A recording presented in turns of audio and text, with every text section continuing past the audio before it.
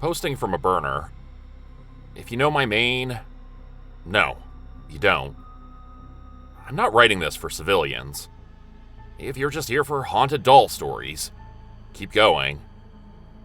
This is for anyone hustling open houses between Stamford and Fairfield. Anyone who's ever put coastal community and excellent schools in the same sentence and meant it. If you're working in Fairfield County, read this before you take any more pocket listings. There's a house in Westport we're not supposed to talk about. Technically, it doesn't exist. No tax card, no Zillow, no public record. You won't find it on the MLS unless you've crossed a certain magic number in closings for the year. You can't search for it. You can't ask for it. It shows up when it decides you're ready. You'll know it when you see it. The first time it popped up for me, it was 11:38 p.m.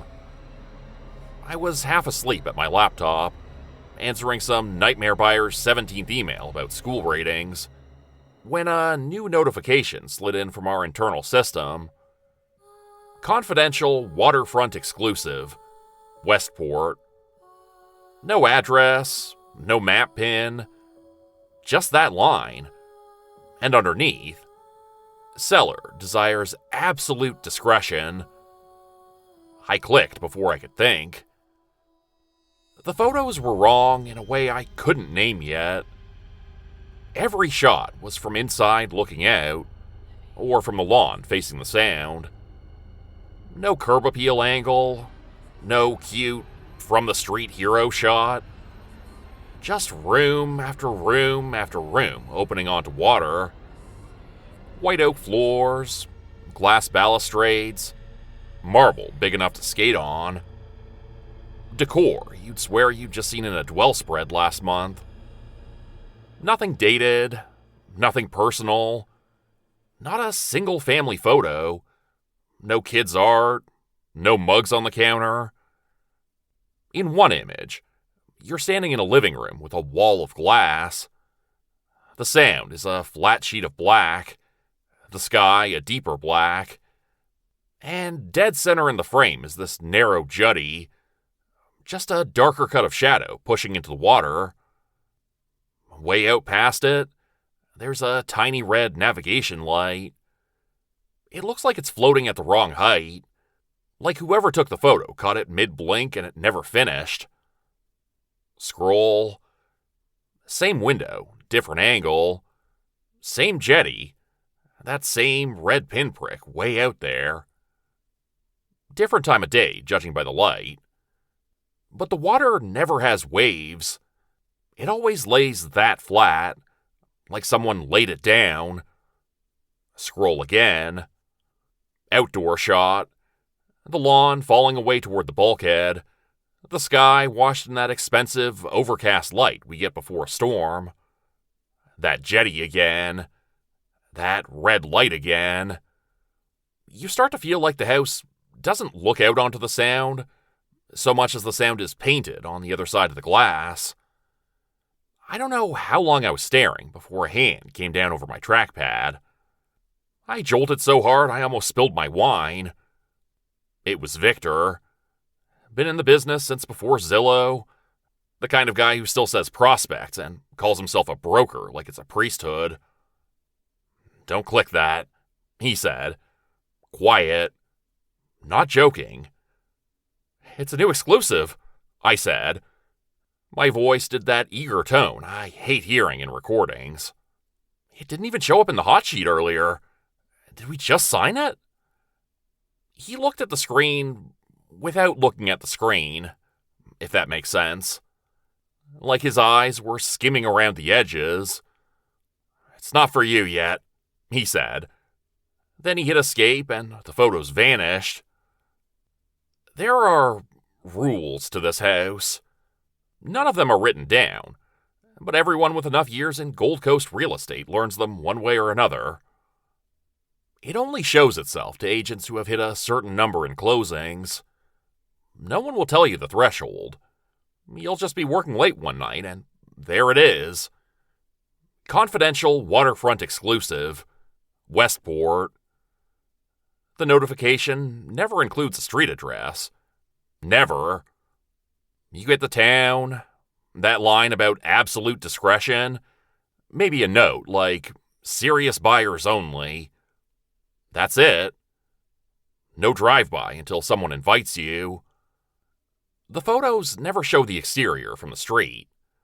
You will not see a front door. You will not see where the driveway meets the road. Every image is from inside looking out to water, or from the water side looking back. It's all view, no context. Like the house has eyes, but no face. Inside, it's perfect in a way no lived-in house is. Staged, but too clean. No family photos, no magnets on the fridge, no shoes by the door. The style updates itself. Ask the old-timers, if you can get them to talk, and they'll tell you the kitchen cabinets look different in the 80s, but the bones were the same.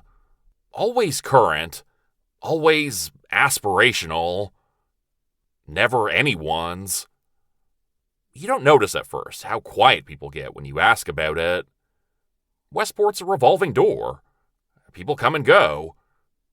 That's the story we tell. Then, one day you're scrolling old listing photos and realize you can't remember who bought a certain house from you. Only that you definitely had dinner in their kitchen once. Or you're at a fundraiser and there's a table with 8 place settings and only 7 names you recognize. And no one can tell you who's missing. Ask around long enough, and every gap leads you back to the same invisible address. The house with the view, the jetty, the little red light out in the dark.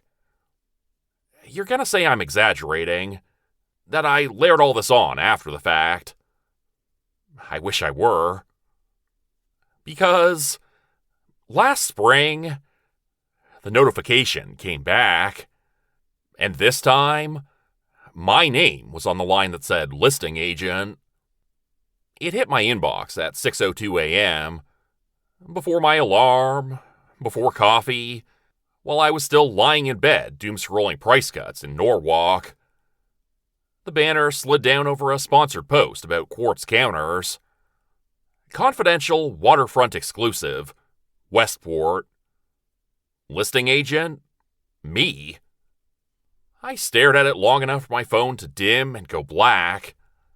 When I opened our internal app, it was already there at the top of my pipeline, as if it always had been.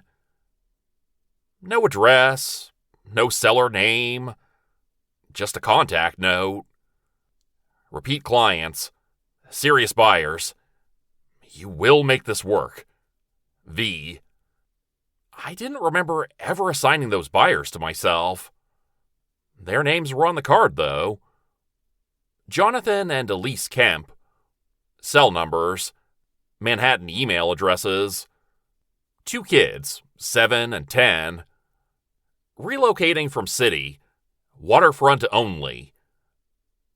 I sat there listening to the heat tick in the walls and my neighbor's Audi starting up outside. My hand stayed steady on the phone, but my chest felt tight. If I pretend I never saw this, it will just show up for someone else.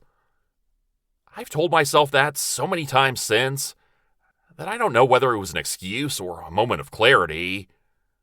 I'd done smaller versions of this before. Told a buyer the flood zone was manageable when the map said otherwise. Watched a young couple stretch for a house they couldn't really afford and still close the deal. The house wasn't asking me to do anything I hadn't already practiced. I texted the number on the card. Hi, Jonathan. Victor passed along your file. I understand you're interested in waterfront in Westport? The typing dots started up almost immediately. Yes, finally. We were starting to think he'd forgotten about us. When can you show us that house? I didn't ask which house.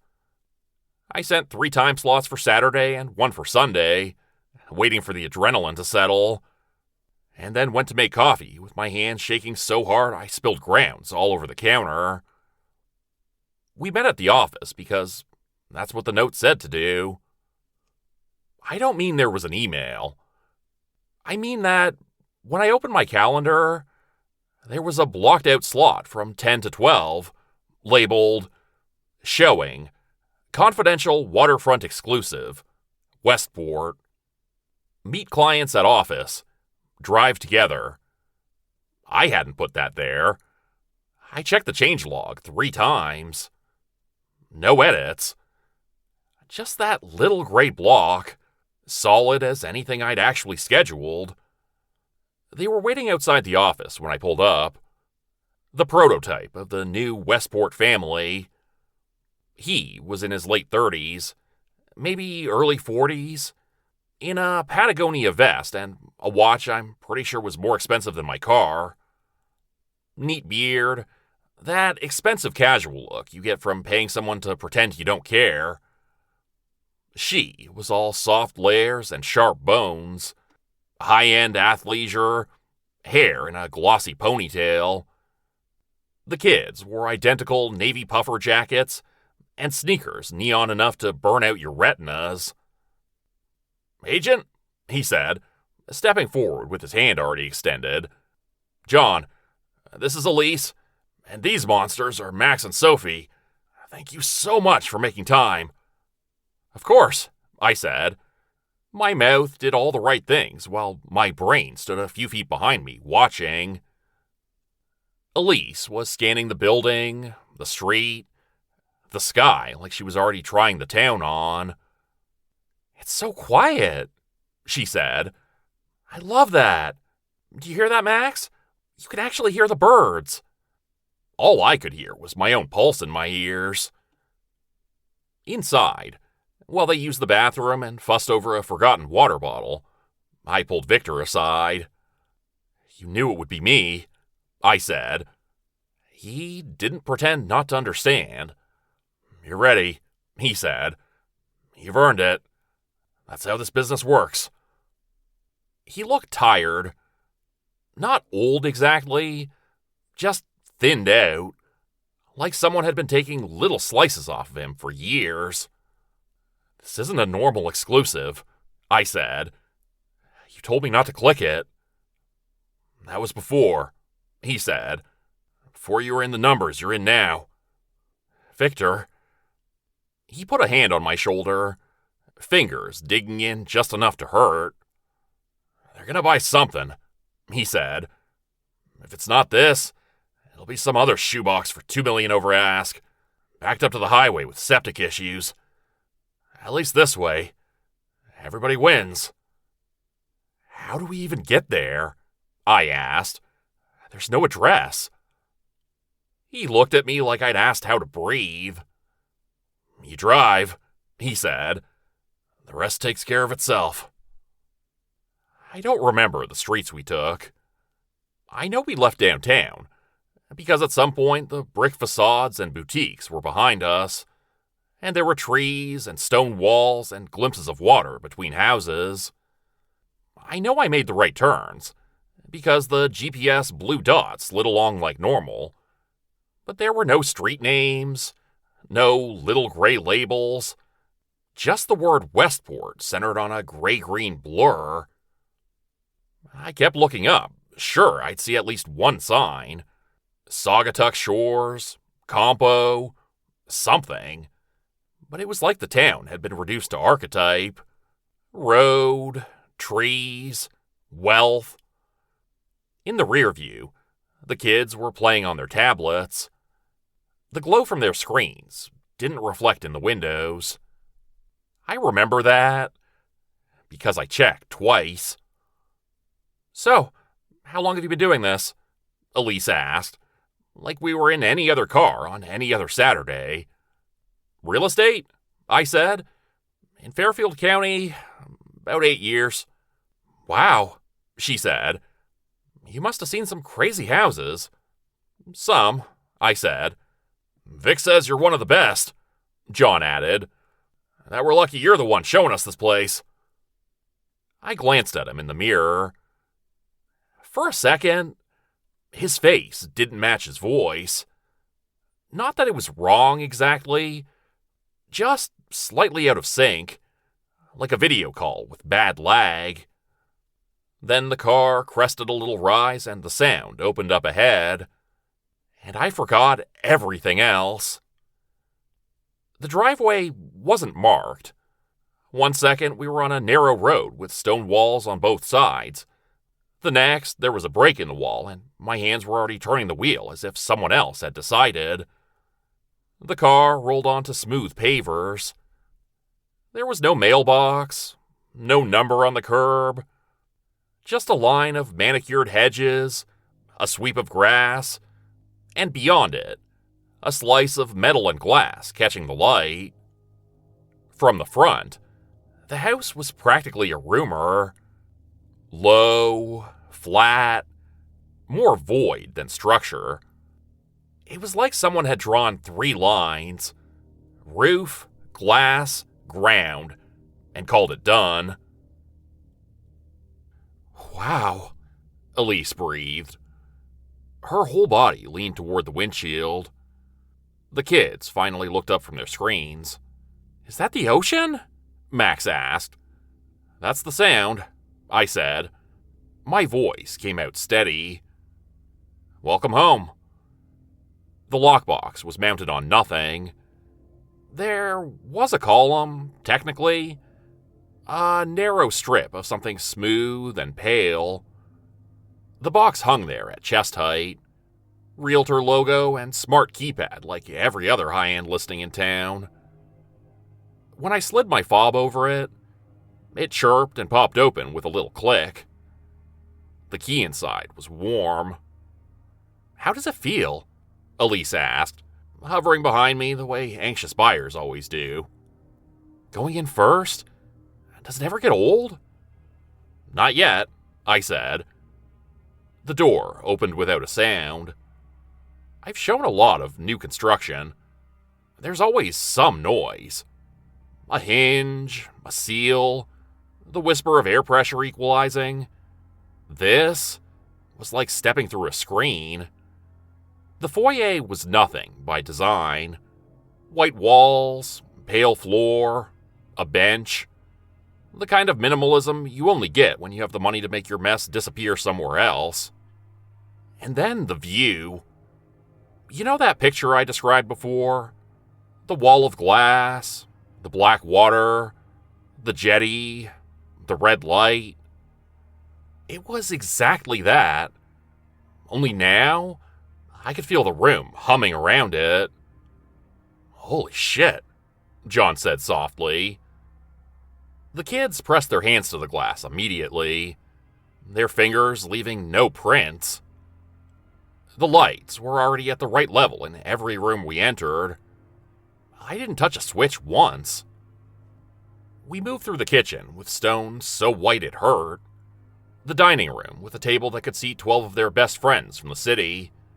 The primary suite with another wall of glass and that same goddamn jetty framed just so.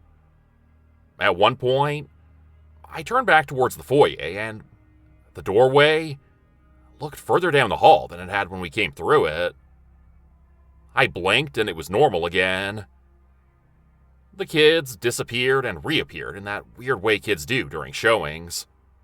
You hear them in the distance, down a hall, upstairs, a thump, a laugh, and then they're back in the room like they'd been there the whole time. Every time they came back, they seemed a little more focused on the windows than on me. At one point, I found Max standing alone in front of the glass, his forehead almost touching it. Hey, bud, I said, keeping my voice light. You good? Yeah, he said. I was just listening. To what? He frowned like I'd asked a trick question. It sounds different here, he said. Like when the TV is on in another room, but nobody's watching it. I didn't have an answer for that. I moved us along to the next room, but the sound of it stayed with me. We ended, like you're supposed to, back in the living room with the view. It's a tactic. You want their last impression to be the thing they'll obsess over later. The kitchen island, the fireplace, the window. I didn't have to work for it here. The house did it for me. So, I said, turning to face them, clipboard in hand, even though everything's digital now. What do we think? Elise laughed, a little breathless. What do we think? She echoed. I think you just showed us our house. John nodded. His eyes were on the horizon, where the water met the sky in a line so sharp it could cut you.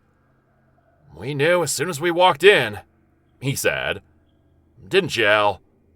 She slipped her arm through his. I knew as soon as we got your text, she said to me. We've been waiting for this. You have no idea. I believed her. I can get the paperwork started, I said. The words were out before I decided to say them. They felt scripted, like a line I'd rehearsed. Elise's phone buzzed. She fished it out of her bag, glanced at the screen, and her expression went pleasantly neutral. Oh, she said. It's Vic. He says he's sending over some documents for us to sign now, to save time. My own phone buzzed in my pocket. When I took it out, there it was. An email from the office. Subject line in all caps. DocuSign. Confidential waterfront exclusive. Westport. No address in the header. Just that phrase again. Over and over. Like if you write it enough times, it starts to become a place instead of a sentence. There were 3 sets of documents attached. Buyer's rep agreement, confidentiality and NDA, standard state disclosures.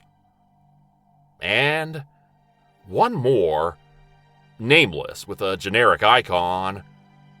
Just a little square of white with a folded corner. I can walk you through these now, I heard myself say, even as something at the base of my skull started to buzz. Or we can... The power flickered. It was so fast, I almost missed it. The lights dipped, the view darkened, the red light out on the water flared and then steadied. The kids didn't react at all. Neither did John or Elise. Only my phone seemed to notice. For a second, the screen went to a static gray, then back to the email. In that gray moment, the subject line had read something else. DocuSign, transfer of interests, Westport. By the time I blinked, it was back to normal. Everything okay? John asked. Yeah, I said. Just a glitch. I opened the buyer's rep first. Standard boilerplate. My name, their names, firm name, all filled in. Except, my name didn't look right. The letters were the same, but they felt like they didn't belong to me. Like seeing handwriting that looks like yours, but remembering you never wrote it. I scrolled. At the bottom, there was a signature line with my name pre-populated in neat digital script. All they needed to do was sign theirs. Behind me, the water pressed against the glass without actually touching it. I could feel the weight of it in my teeth. Something wrong? Elise asked softly. She had moved closer without a sound. Her reflection floated over the surface of my phone, translucent. This is a lot to take in, I said. It came out as a joke, but my mouth was dry. You don't have to be nervous, she said. We're not going to walk away. We were meant for this house.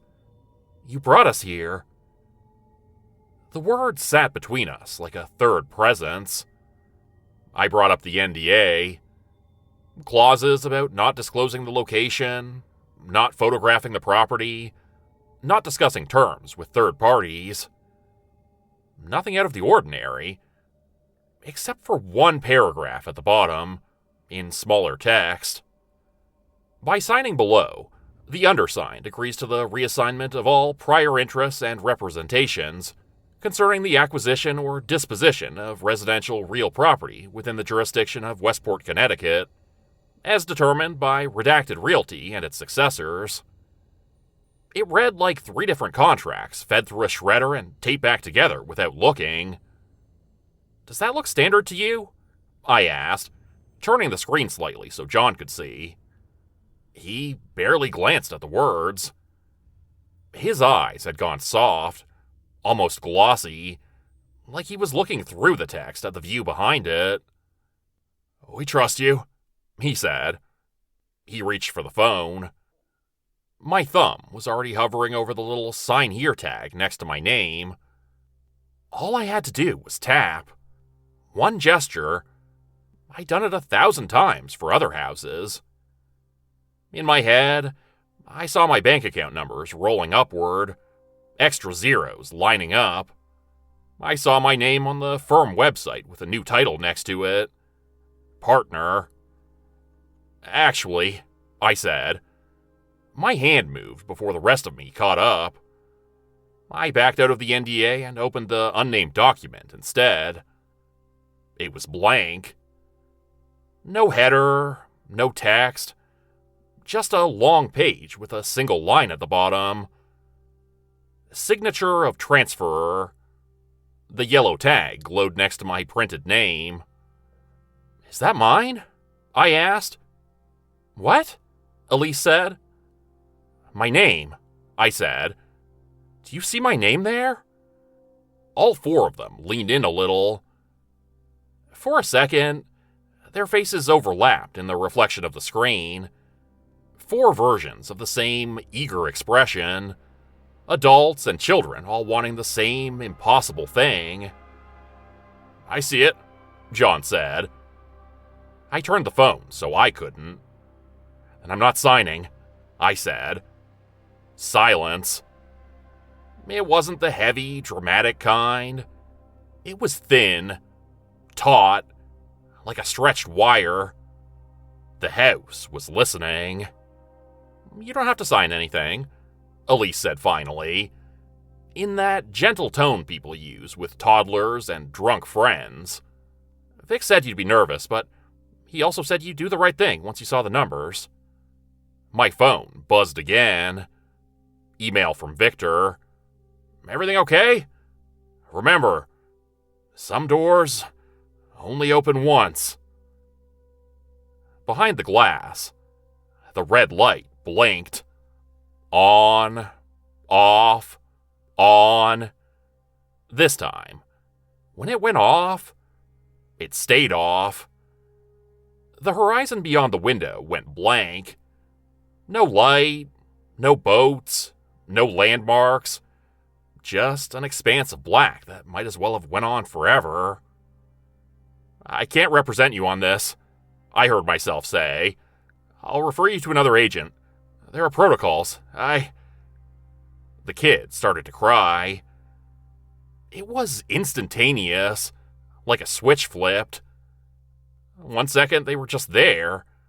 The next, they were both wailing. Big, gulping sobs that didn't sound entirely like children. "You promised," Sophie choked out. "You promised we'd live here." "I didn't promise anything," I said.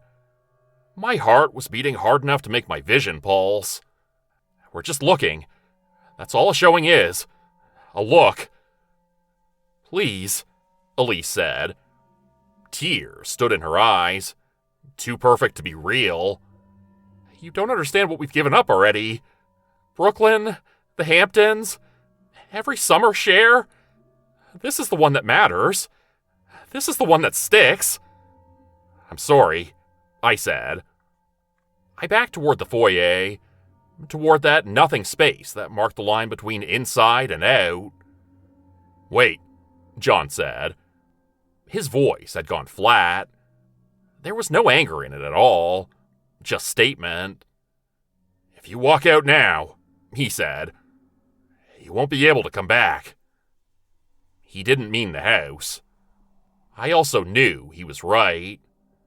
I could feel it in the way my phone kept buzzing without actually lighting up, in the way my own name was starting to feel slippery in my mouth, in the way the rooms behind me seemed to stretch and compress at the same time, like distance was just another thing the house could decide about.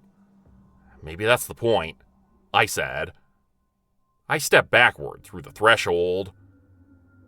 There was no big effect, no slam, no gust of wind, no cinematic music cue. 1 second, I was standing in the perfect nothing of the foyer. The next, I was outside on the pavers with the sky in my eyes and the smell of salt and cut grass in my nose. The door was still open behind me. The kids crying cut off mid-sob. "Agent?" It was Victor's voice, right by my ear. I turned. He was standing in the driveway, hands in his pockets, like he'd been there the whole time. "How'd it go?" he asked. I looked past him. The house was there. Big, expensive, banal. From this angle, it could have been any spec build on the water. The glass just reflected the sky. No jetty, no light. "Their financing isn't a fit," I said. It was the first lie I could think of that sounded like something we would actually say. He studied my face for a long moment. "You sure that's your final answer?" he asked. "Yeah," I said. "I'm sure." Something in his shoulders sagged. "Shame," he said.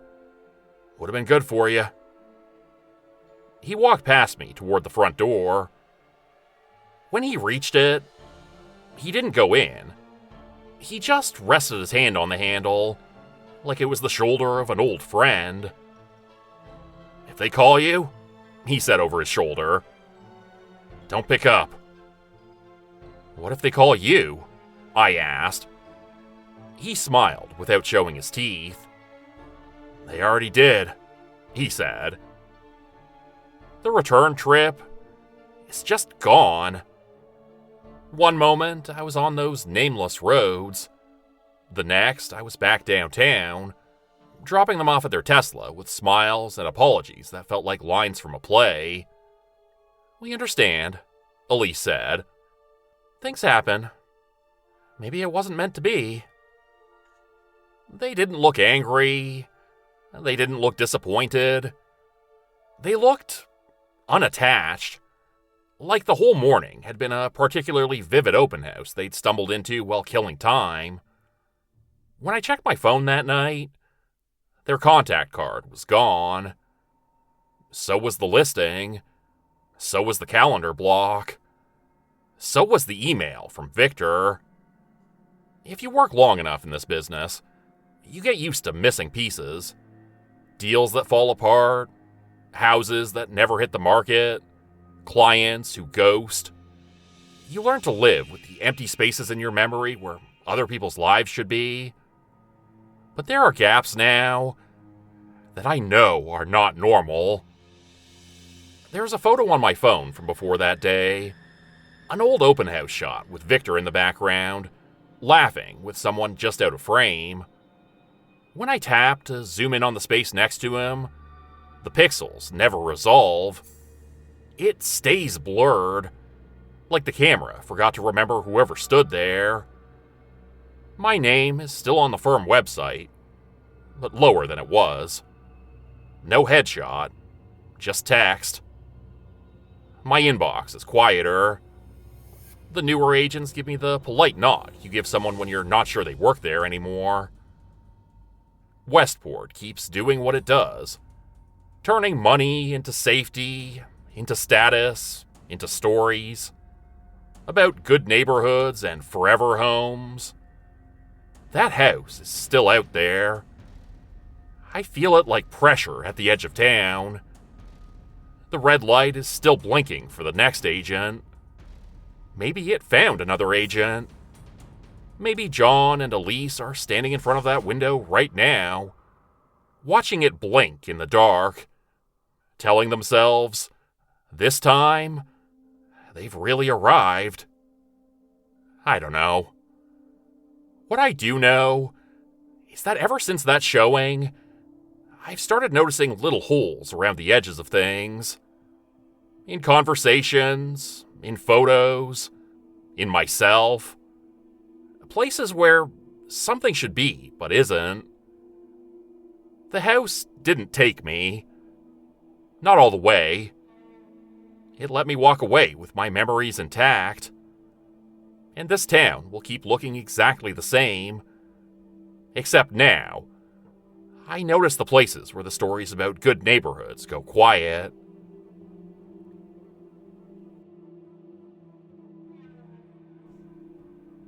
Hey everybody, hope you enjoyed today's story.